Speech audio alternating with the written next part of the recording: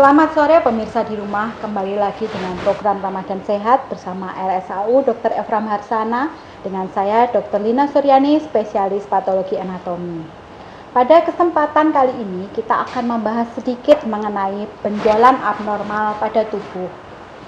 Mengapa sebaiknya kita tetap memeriksakan benjolan abnormal pada tubuh walaupun saat puasa?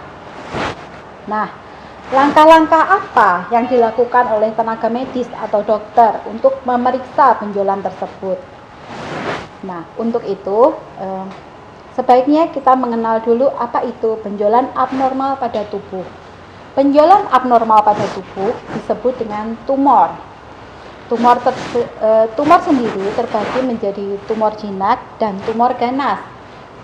Perbedaan keduanya terletak pada kecepatan pertumbuhan dan kemampuan penyebaran. Tumor ganas tentu memiliki kemampuan penyebaran dan kecepatan pertumbuhan yang lebih tinggi rata-rata daripada tumor jinak. Tumor ganas berikutnya kita kenal atau kita sebut sebagai kanker. Pertumbuhan yang cepat dan penyebaran yang cepat itu kita kenal sebagai stadium. Stadium sendiri akan mempengaruhi terapi dan peluang kesembuhan. Itulah kenapa untuk tumor ganas sebaiknya perlu sekali cepat didiagnosa karena mempengaruhi stadium dan peluang kesembuhannya sendiri. Nah, langkah-langkah apa yang dilakukan oleh dokter atau tenaga medis untuk mendiagnosis tumor itu? Awalnya, pada saat kita memeriksakan diri, tentu saja tenaga medis atau dokter akan menanyakan tentang keluhannya itu sendiri. Mulai sejak kapan, apakah nyeri, apakah cepat membesar, dan lain-lain.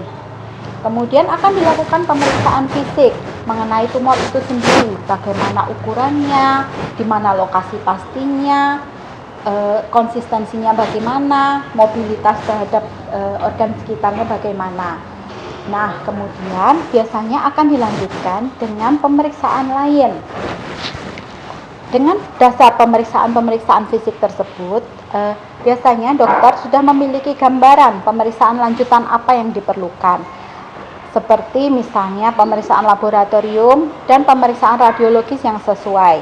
Pemeriksaan laboratorium misalnya pemeriksaan darah, dan pemeriksaan radiologis misalnya ronsen, USG, MRI, CT scan atau yang lainnya. Dari pemeriksaan itu, jika memungkinkan, tumor tumor tersebut berada di permukaan atau dapat dijangkau, biasanya akan dilanjutkan dengan pemeriksaan biopsi jarum halus atau fine needle aspiration biopsi.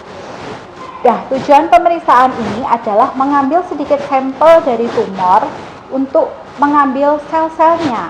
Jadi dengan dasar sel-sel tersebut akan dicek secara mikroskopis, kita bisa tahu apakah tumor tersebut memiliki sel ganas atau tidak. Nah,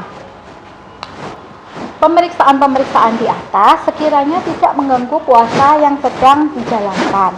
Karena itu sebaiknya jika ada benjolan segeralah periksakan, jangan menunggu. Karena takutnya kalau benjolan tersebut ganas maka stadiumnya akan semakin naik, terapi akan semakin sulit, peluang kesembuhan semakin rendah, dan sekiranya pemeriksaan yang dilakukan juga tidak mengganggu puasa yang sedang berjalan. Demikian sedikit informasi atau tips seputar dunia kesehatan kali ini. Semoga pemirsa di rumah dapat mengambil hikmah dan manfaatnya. Terima kasih, salam sehat bagi kita semua. Selamat sore.